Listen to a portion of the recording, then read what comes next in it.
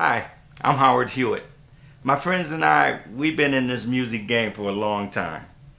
So now we want to share some experiences, some insights, and most of all, some advice with you. Welcome to the industry with Howard Hewett.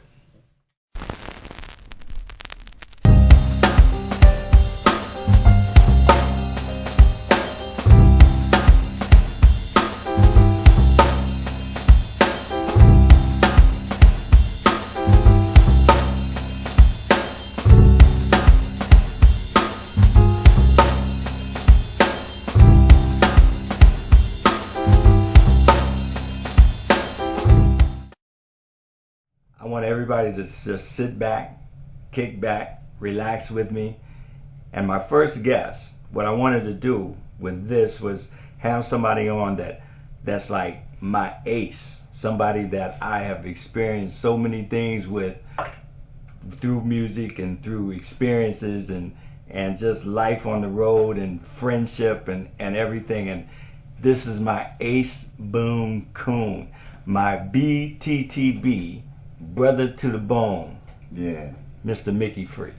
What's up, brother? What's going on, Howie? What's up? What's going on? How you doing? Always good. You know that. Always good to see you. So, BTT, first of all, let's just talk about BTTB. Brothers to the bone. But check it out. Hold up. Because see, we having a conversation here, but we got other people sitting here and wondering what, some of the things that we're talking about. See, right. Let me give you a little history as far as Micki Free and myself is concerned. Like, when I was in Shalimar, and when Jeffrey and Jody split, at that point I wanted to do a solo situation. But Dick Griffey said, well, no, you got 2.5 years left on your contract, so you can either spend that 2.5 years in court trying to get out of it, which was not going to happen. Your favorite thing. I'll get right on that, Dick. My favorite thing is sit in court. Or else you can, he said you can go to Europe where Jeffrey and Jody went, or you can do another Shalimar album. Right. Which of course I opted for the Shalimar album. And so Studio Masters. You were working with Leon. Leon right? and Foster Silvers. And Foster Silvers, Leon Silvers and Foster Silvers. And so I was recording in there, just recording some stuff, And I used to see this cat walking around all the time. And we hollered at each other a couple times. And then we started talking. Then we just, got to be cool, got real cool.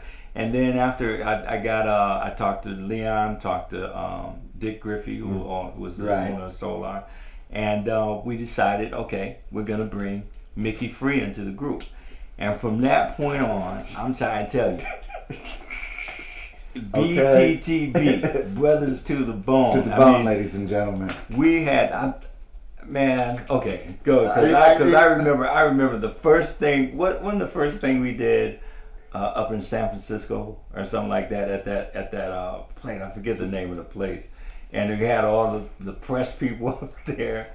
And, some things we can't talk about. Some things we can't talk about on excuse camera. Me, if you know what I mean. Yeah, exactly. And I don't, my memory's not that sharp right now. Is that one of those times? That's one of those times. Moving right along. Meeting Howard Hewett, folks. Who's still my main man, and he knows he could count on me in a dark room coming up behind him saying, Micki, I'm gonna be up here on the left. Where you gonna be? Well, I'm gonna be right behind you on the right in a dark room, so he knows I'm gonna be right there. Exactly. But to talk about that, brothers to the bone, to me means the closest thing you can get to being flesh and blood. Exactly. Brothers. And that's how me and Howard Hewett are. From our experiences and exciting times of traveling across Europe, through America, of finding a new girl in Shalimar. That's the X-rated version. That was a whole nother thing. That's the X-rated version of the whole tour. Thank you. That whole tour was insane. Okay. But I want to clear something up very quickly, that I am an angel. Because you know what I'm saying, Howard? Okay. How all that negativity. That's why you got that red on. Because I'm just... That's wrong, man. That's just you wrong. got all that red on and stuff. I just wanted to, red's my signature color. But you know, yeah. But we had some great times, and still having great times. Totally. When we did the We've been blessed. We've been blessed. And with the solo career. So about your solo career, since Shalimar. Well, I mean, you know, since the days that I haven't been a Shalimar, I did what I do, which is I'm a simple blues rock based guitar player. Mm-hmm. You knew that when you approached me. Mm-hmm. But that's one of the threads that me and you have together, our basic love of blues-esque, jazz type music. Right. That's why, to me, when we do our thing together as Shalimar or Hewett Free or whatever we do, mm-hmm. we can relate to me because of my guitar style and your vocal sense. It's a whole combination thing. Yes. It's like one thing is not prominent over the other, even in all the music, because the whole thing is about a marriage, about a marriage between melody, between tracks, between vocals. Everything has its place. Yes. And so once a musician, because I consider myself a musician too, just I play vocal. That's what you are. You know, so once a musician understands that marriage and that combination, that's when like magic starts happening. I agree. As far as that whole thing. Well, I mean, you know, I'm jamming with Carlos Santana when I do my thing, and Billy Gibbons from ZZ Top and stuff. Mm. But I got to tell you, when we do For the Lover in You, you know what I'm saying? Mm. And I take my little solo, and you come over and step on that side of the stage, and that Howard, pretty beautiful stuff, and I follow you on guitar. That's what it's all about to me. Yeah. Connecting with you in that way as a musician. But the audience can tell, as we can tell, that me and you are friends, man, that we are tight, that we are connecting. Connected. You dig what I'm saying? See, the thing is it's about connecting and stuff. There was a time, long time ago, when we did at Radio City, we did the tribute to Miles Davis. To Miles Davis. Around midnight. Midnight. And it was just the whole Bill Cosby and everybody. Remember? Everybody. Radio City? Yeah. It was just me and Free. Me and you. We didn't even have a girl in them days, remember? Yeah. Yes. I loved it. And the whole and just the stage of Radio City anyway. I love that stage because it's so huge and a lot of room to just do your thing, and but the combination, like we said before, the combination of feeling each other with guitar, vocal, totally. It's like, you know, it's amazing. It's unpretentious and raw and real. That's how I describe that. When you sing, I can go to a place on guitar that's a natural thing, complementing what you're doing. That's just how it is with me. And a great singer, which you are. You know, to me, moving right along with that. But no, off the record, yes. We're coming up in the elevator, Howard. Bill Cosby said to me. Do you remember Bill? Right. I had on like that black, Luz and Vaughn was making our clothes at that time, and I had on that black eyelash jacket. Bill Cosby says, "Does your mama know you go out looking like that?" Do you remember that in the elevator that came up from the floor of Radio City? Yeah. Oh yeah, that's right. You know, it came up. I'll never forget that. So check it out. We're gonna wrap. We'll be right back with more conversation with my man Micki Free.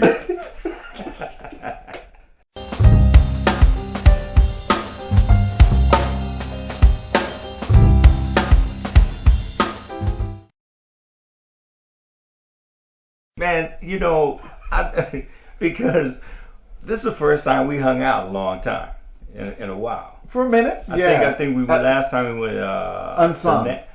Unsung. Okay, your story Unsung. But we didn't get to hang out. No, that was business where you got in trouble, actually.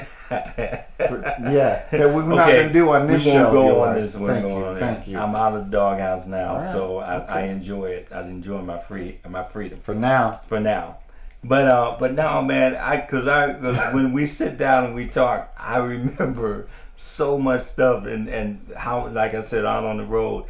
I remember, because see, I used to be, I would love to go to malls.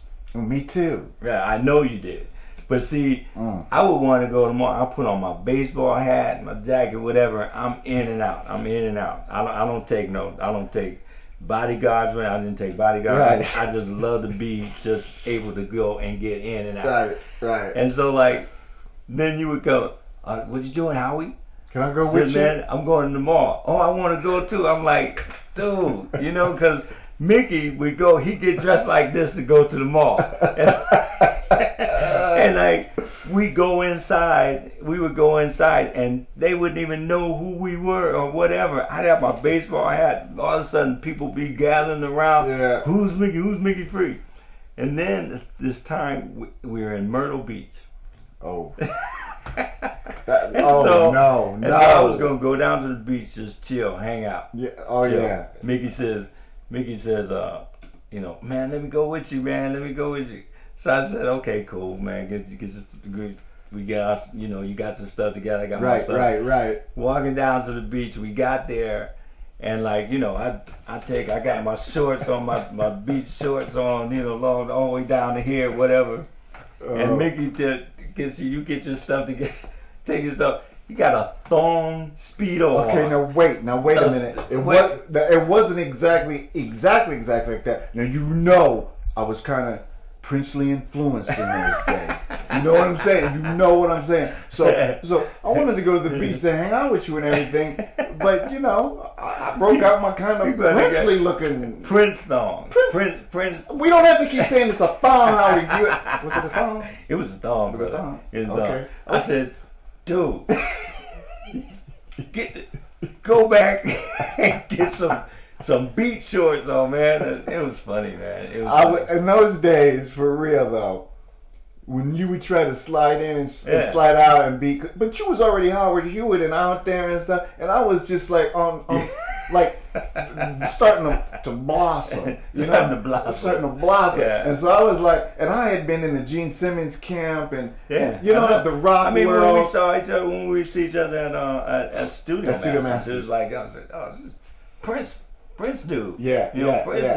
Because it was that time, and I was influenced by Hendrix. It was the 80s. It's the 80s. It was the 80s. Not that we're older or anything, but you know, the 80s. We're older. We're older. See, like fine wine. I like older. That 2-year-old out there is getting older. You know, I like that. That's what I like. Yeah, so. And what I don't like is the time you left me. If we're gonna be talking about funny stuff, the time. Oh yeah, why are you laughing? The time that we're, ladies and gentlemen, yes, right there. We are on a tour of America, trying to find the new girl in Shalimar. Oh yeah. There was a search for the girl in Shalimar. The search for the girl in Shalimar, because there wasn't a girl. Right. You know, we're trying to find that one replacement that you had to approve.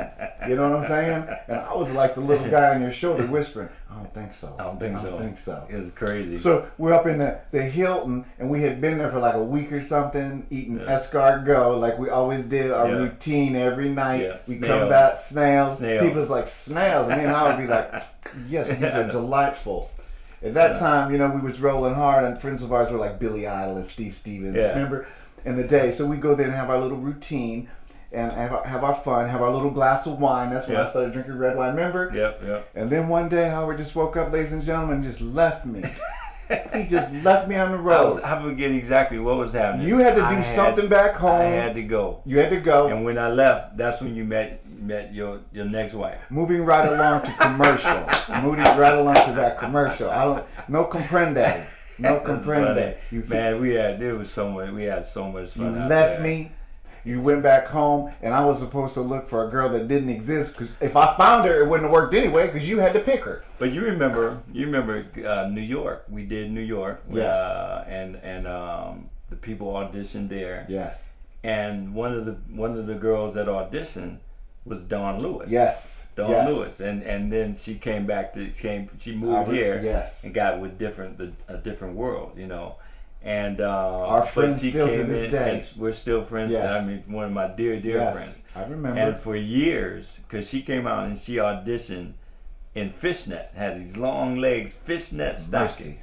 Mercy. And so for years, I called her Fishnet. I remember it too. Even when she was on Different World, right? Because I couldn't remember her name at the thing, but I called her Fishnets. And man, so that, I mean, we saw some great talent when we were out there. Honestly, it was really hard, because we did see a lot of very good talent, talented women across the country. Yeah, across the country. It was a very very good time. And like I said, we had fun and stuff. So we're gonna come back again, talk about some things as far as the industry is concerned, which I'm pretty sure you all will be interested in. So, like, peace. We'll be right back. I'm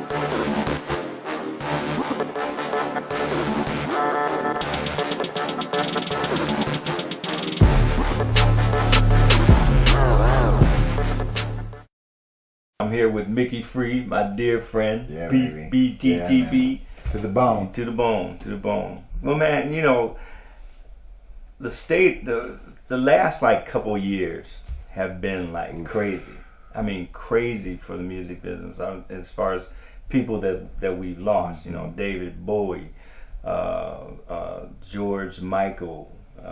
You know, I mean, From the Eagles. from the Glenn Frey from the Fry. Eagles. You know, I mean, just crazy stuff. But Yeah. you know, one of the most devastating ones. I mean, it's all devastating. Right. But one of the ones that hit me seriously was Prince, man. I mean, for as musicians, we all know. I mean, Prince was the cat that you looked at. Yes. You know, Yes. and my daughter's always you know, amazed when I say that every time, you know, I would see Prince, you know, performance wise and stuff, how inadequate I would feel as a musician. It's like, you know, oh man, I gotta step my game up. I hear you, Howard. Because every time you saw him, the precision, it's just I was a fan. Right. I still am. Still am a we fan. all were. Yeah, that's still No doubt, still no am. doubt. Still am a fan. Yeah. So, you know, I know you work a lot with him also. Oh yeah, and- brother. I mean, you know, besides the fact,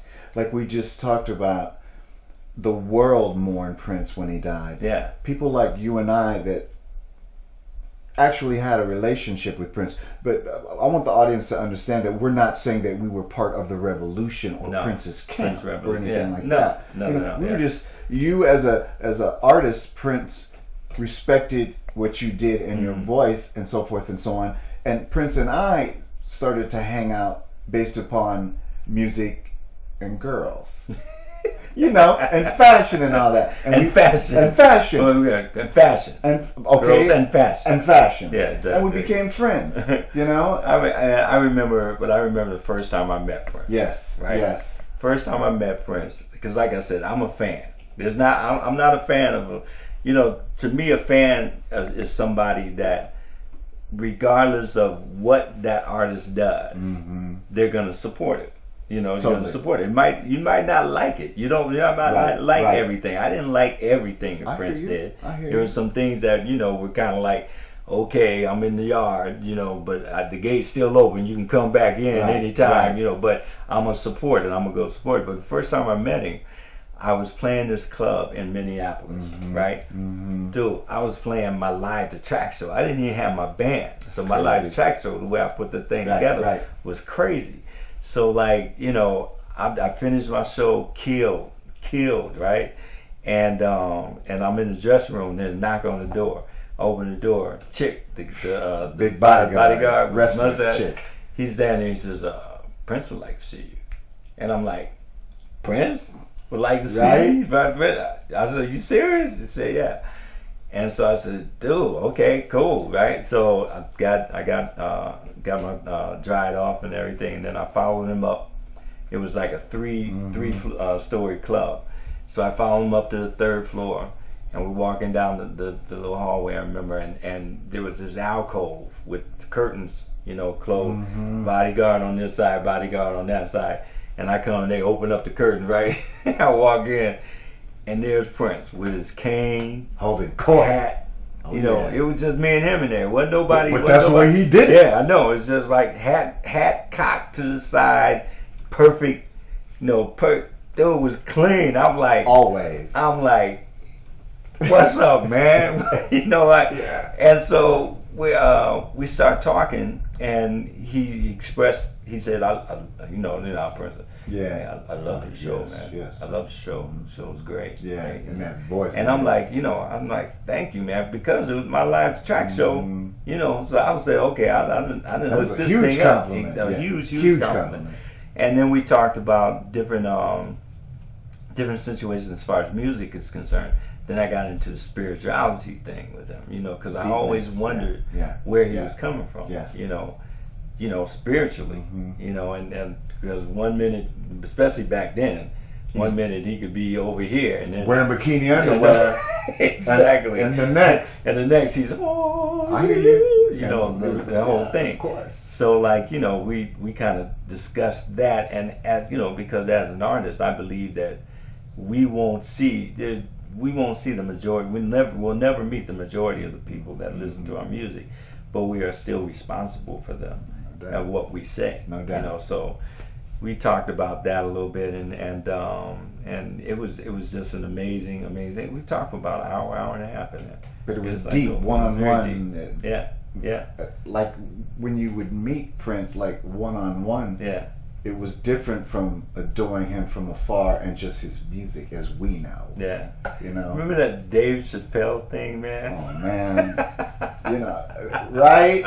And you know that's a true story because I called you from Prince's house when it came out. The Charlie Murphy's True Hollywood Stories. Charlie's. Yeah. And it started out like, as you know, Shalimar got a new girl in the band. Shalimar got a new girl in the band. And this cat named Micki Free. When I saw that though, it was like some people called me about it, and they said, "Man, you got to see that Dave Chappelle thing." They mentioned Micki Free in there. Right. And when I saw it, everything that they talked about, I called the people back, whoever it was. I said, "No, that really happened." Micki called me from Shortcast's house. From his house. When they were played basketball in his heels. When it happened. Totally. We was at a club that me and you used to go to sometimes, and at that time you happened not to be there. I was sitting with Prince holding court. Charlie and Eddie and Uncle Ray came in. True story. Prince said, "Let's go back to my house." So we said, okay. So we all went up to Prince's house. And then all of a sudden, it's us 6 and 30 girls. You know how it was in the day. And Prince looked up and said, "Let's play basketball." You know what I'm saying? And I'm looking at Eddie Murphy because we knew Eddie from winning a Grammy for Beverly Hills Cop. Me and you. So we knew Eddie. And Eddie's looking at me like, "Yeah, Free, we're going to ball." And I'm thinking, oh, Lord, help me, Lord Jesus, because Prince is still in his shoes from the club, in his high heels from the club. And I'd never seen Prince play basketball. And Eddie and them went and got balled down. Eddie and Uncle Ray and Charlie went out to their limo and got their Adidas stuff on and their basketball shoes and everything. And I still had on my little outfit too. So, and we went out to the court, and people think it was a revolution, but it was us 6. Mm-hmm. And Prince said, "Give me back the ball." And I took it out. I gave Prince back the ball, and Howard, like I told you, he took it out, dribbled, fade away like Michael Jordan. Like Michael Jordan, yeah. He faded and hit that shot. I looked at Eddie like, yeah. And after that, from then on, we won. We came back in the house, and Prince's cook, Randy, made us blueberry pancakes. True story. Shirts against the blouses. Let's have some pancakes. Yeah, and I like the so much so that Prince put Chappelle's picture of him from that skit on his record. Breakfast. Oh, that's right. Remember? That's right. Breakfast, whatever it was called. Yeah. And I like when Chappelle said, "You need to go purify yourself in the waters of Lake Minnetonka." Remember that? That was funny. But yeah, it was a true story. True story. Very true. True story. Good. We'll be right back, y'all, with some more true stories.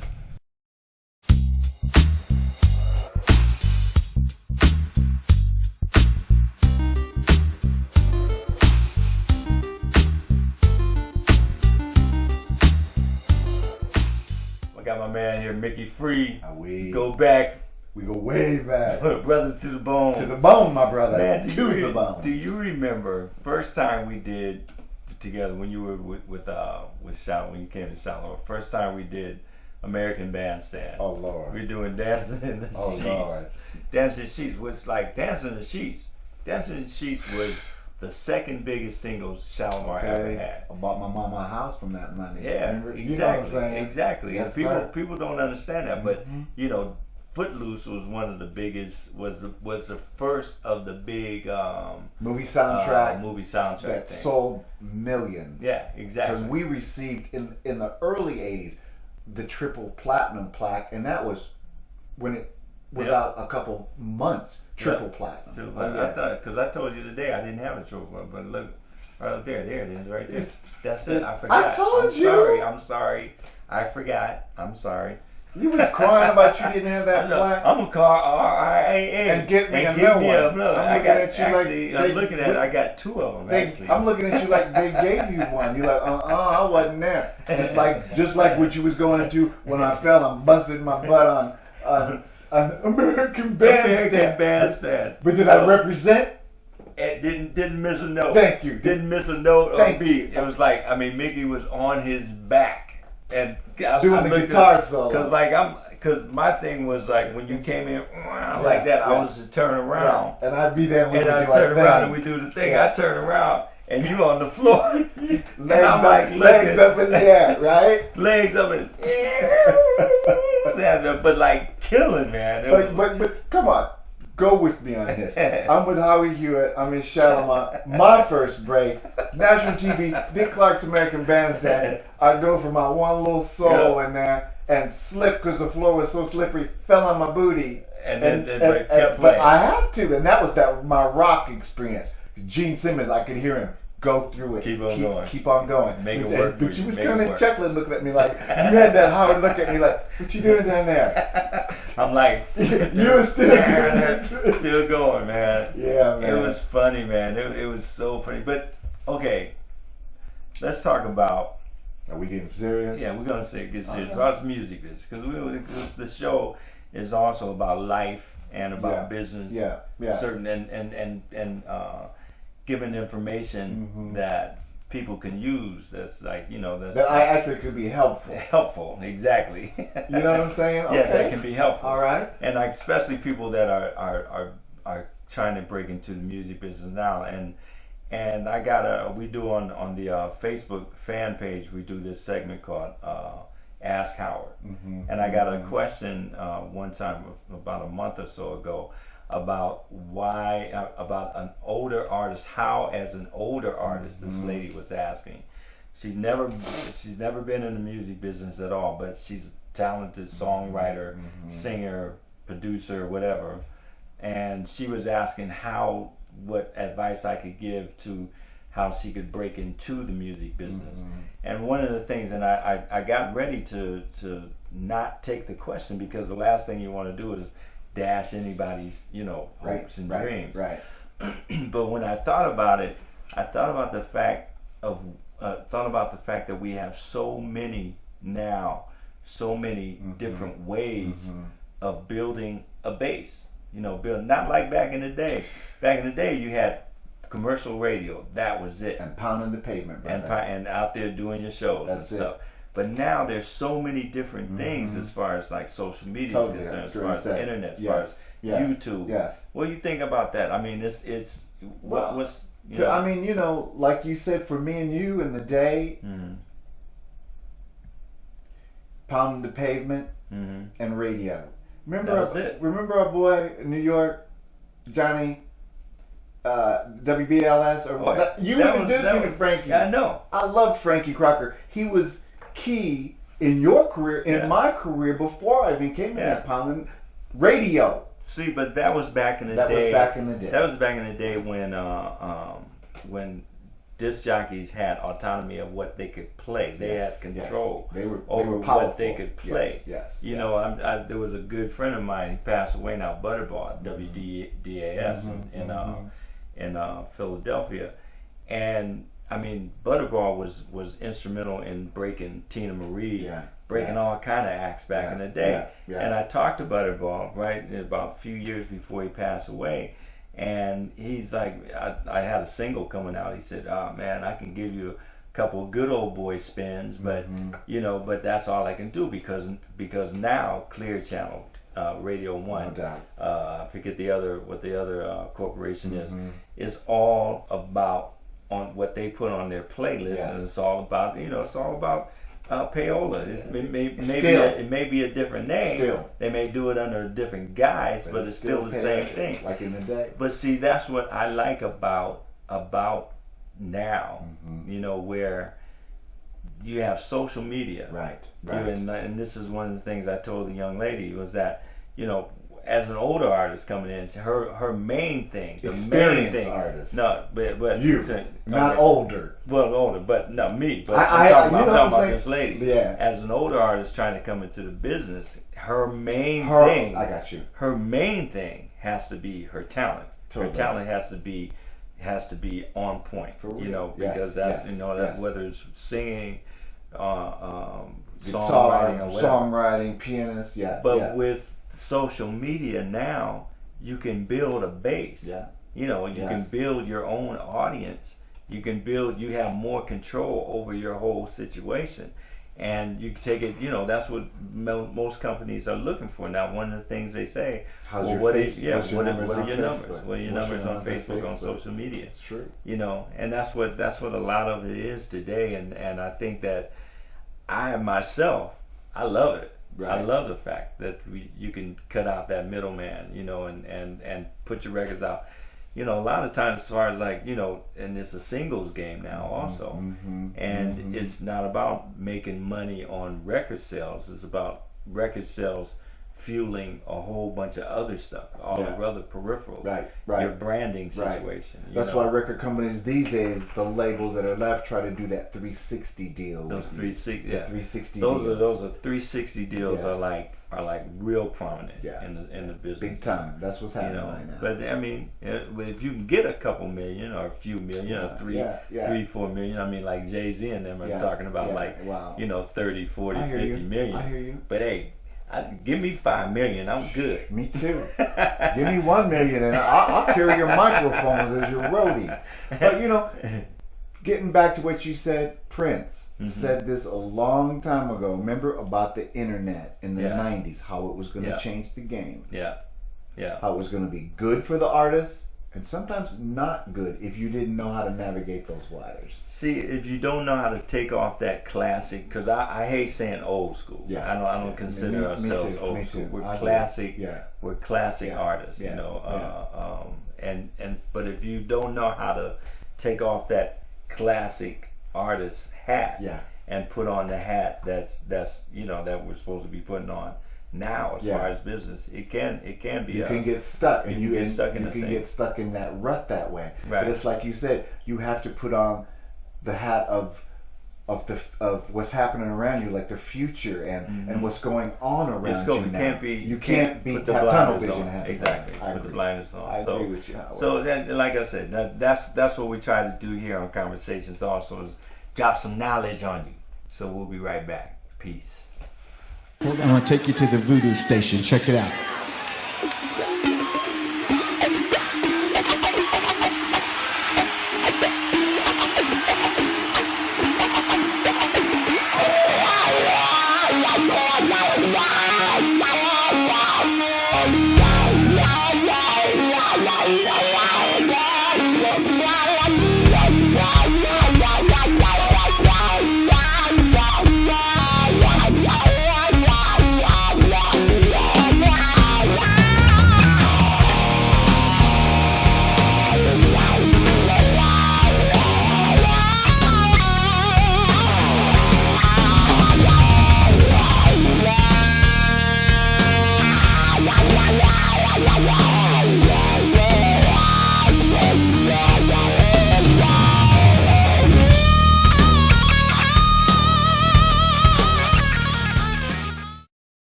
Micki free. Right? My man. Brother Sits Bone back. Man. So like listen, the talent today. Yeah.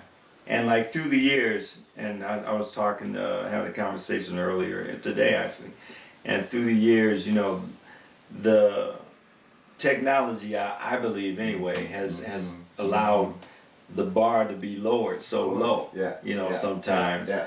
You know, where it's like quality now you have to really search for. Right. You know, you have to really search for. There's a lot of stuff out there, but quality stuff and not really quality as far as like I'm not talking about as far as like you know as far as their quality and their recording situation. Right. But I'm production. just in their production Natural stuff. ability is what you're talking about. Yeah, and real and somebody exactly. Yeah.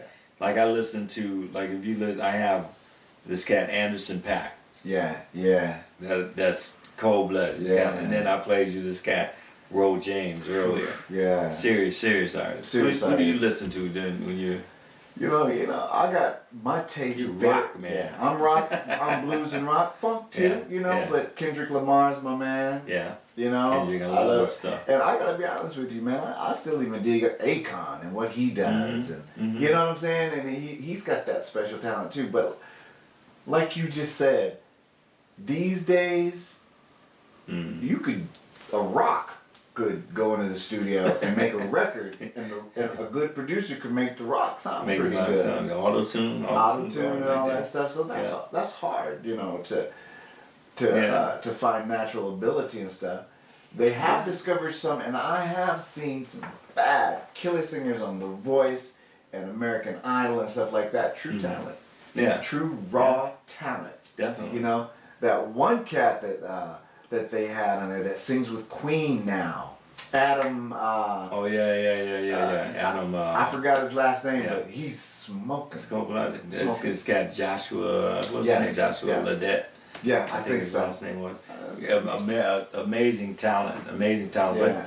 But it's like you really, there's certain things that you really have to search for, especially these days. Especially now. And I started like dealing with my whole vinyl collection again. Oh yeah. That's crazy. Yeah, vinyl is a big deal these days. Yeah, it's a big. it's coming back. It's a Actually, big business. as they say. I don't think it'll come back like it was back in the day, because that was the only situation. It's a trend, I think, too, Howard. It's a trend, but some people like it. But I will tell you this: David Bowie's last record, Black Star. I gotta get that. You got to get it Gotta on get it. vinyl. Okay. It's a different experience. It Okay. really is when you hear that.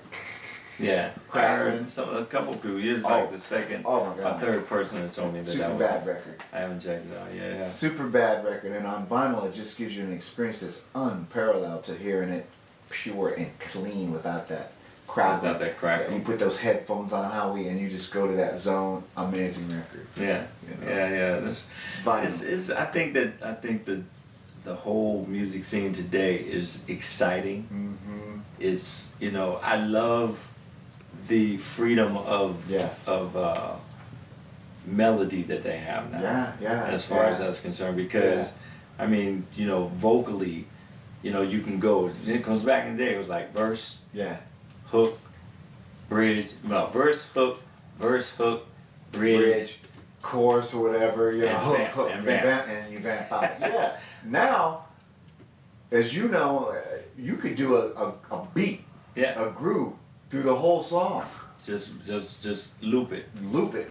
And as long as you got some kick and lyrics up in there, and your crowd relates to it, and you got your melody. you got your melody. Good melody is It's real. The whole thing is real interesting now.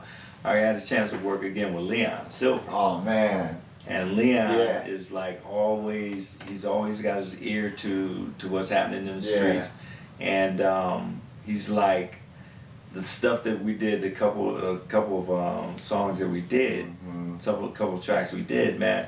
And Leon back in the you work with Leon, right? I work with Leon. Yeah. So his Foster whole, brought me to Leon, but I believe he was the one. So his whole. Of course. There was a couple of times like back in the day, I went into the studio and Leon started his regimental thing. Yes. And we got through about maybe 15, 20 minutes, and I said, "Lee, man, I'm not into this today. Let's go again tomorrow." It's like, because he was so regimented. It's stuck in his way, in his cycle of what he had to do and how he wanted to do it. Right. But in the end, it was right. It was the right way. Exactly. Even the songs that we did this time, Now check it out. Talking about Leon. Now you got to go back for a second. The first video that I was ever in. The first video I was ever in, and Dick called it the "This Is Free" unofficial video. Yeah. Over and over, baby. It's still my groove. Man, I still love Over and Over that you people did. try, because I've never done Over and Over live. You was killing on that song. That's still one of my favorite Shalimar songs, over and over. That was good. That was sexy and remember? That was really good, yeah. And getting on your black BMW. It was the first time when I was in the studio with Leon bumping, and we were recording that. Yeah. But that reminds me of Leon Silvers at his best, because you know Leon is greatness. But Leon's serious. I mean, as a producer, writer, he's one of those cats that you just, I mean, you can sit there and it's like going to school. Yeah, no doubt. Other cat like that was like Quincy.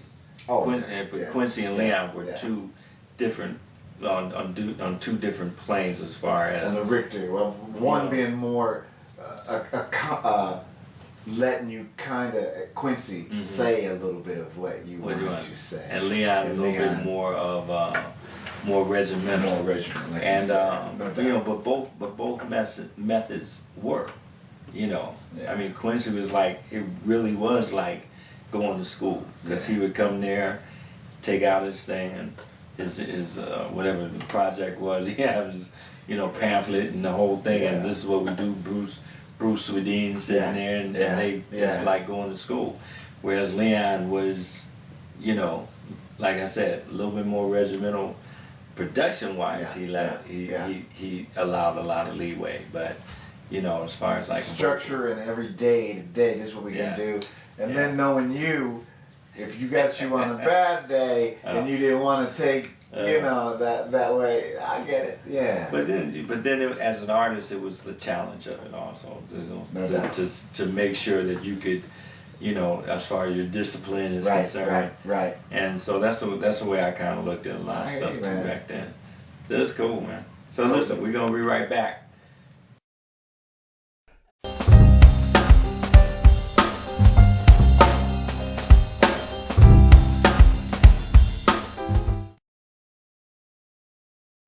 We definitely have been blessed enough. I don't call it lucky.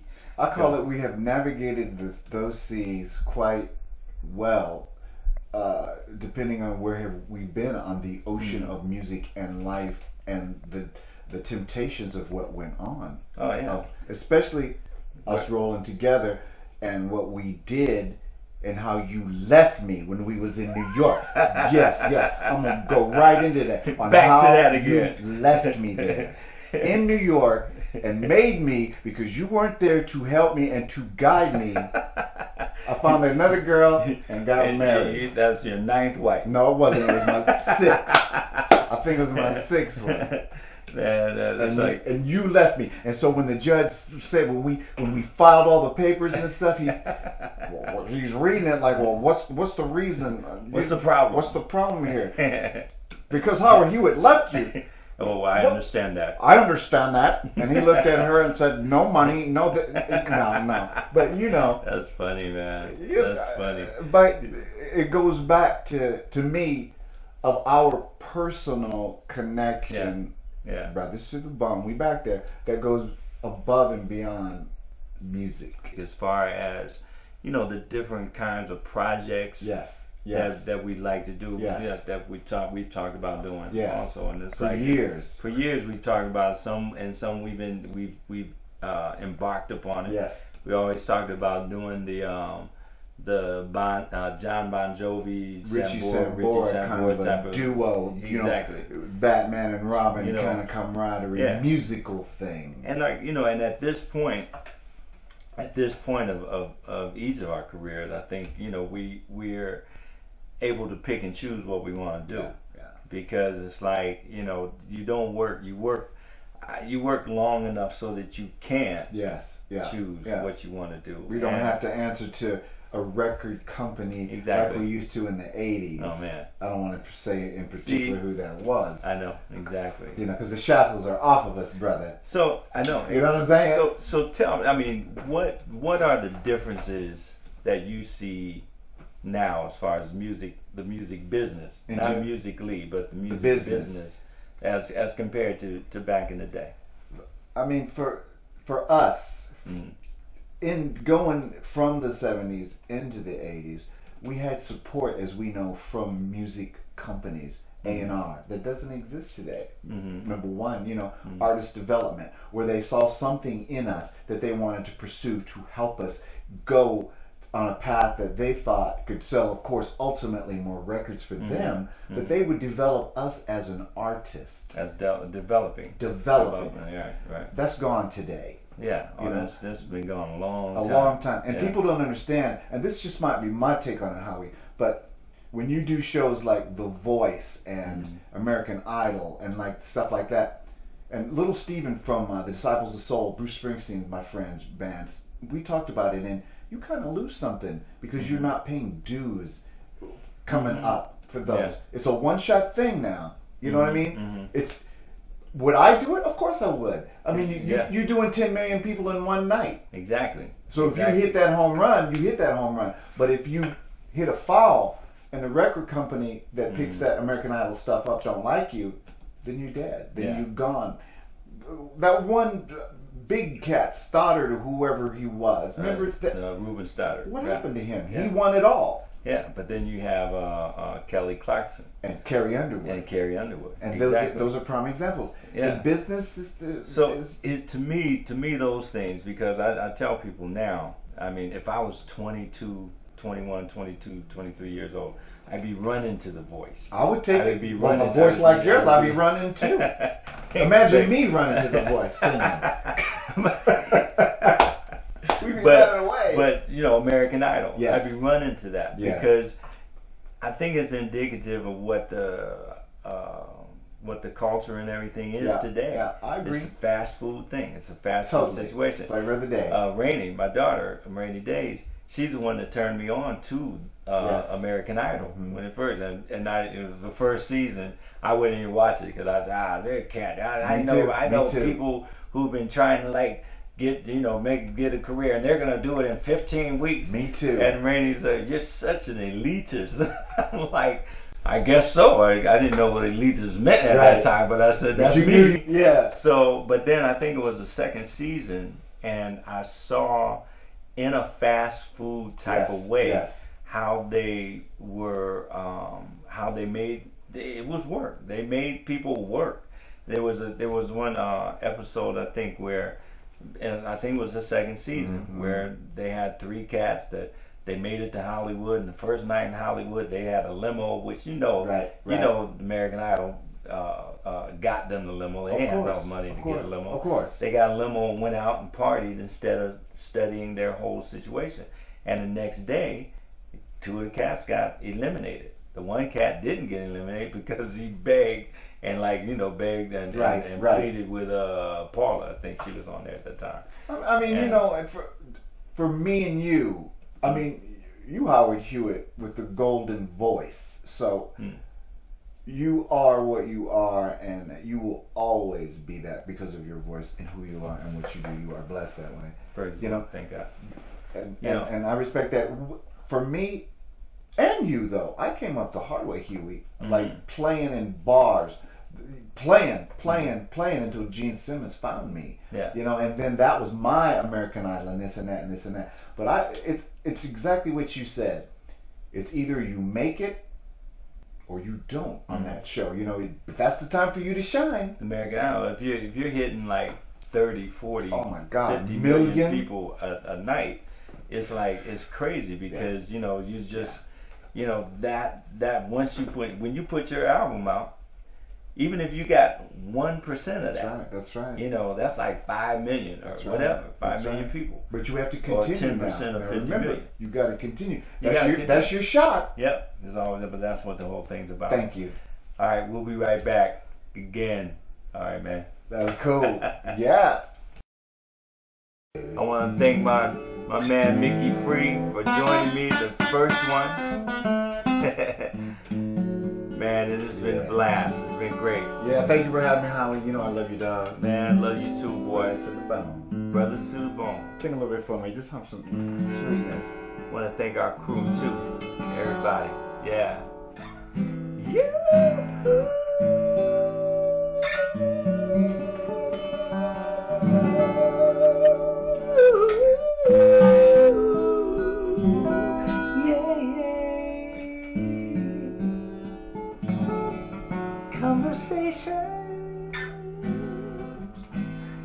Conversations, music.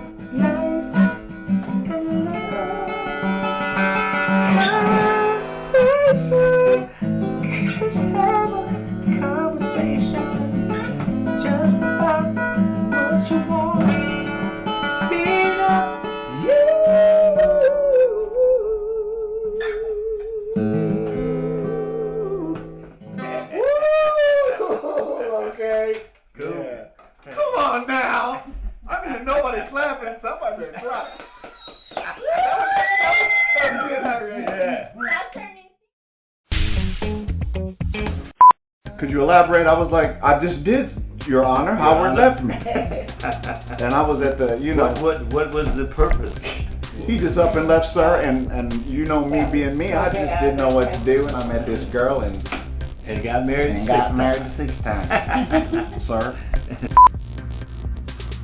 Hey, it's gonna be candid for real. I mean, this is what we do. I mean, it ain't gonna be scripted, and we will go there. Yeah. Because we are. It's just the way it is. You know what I mean?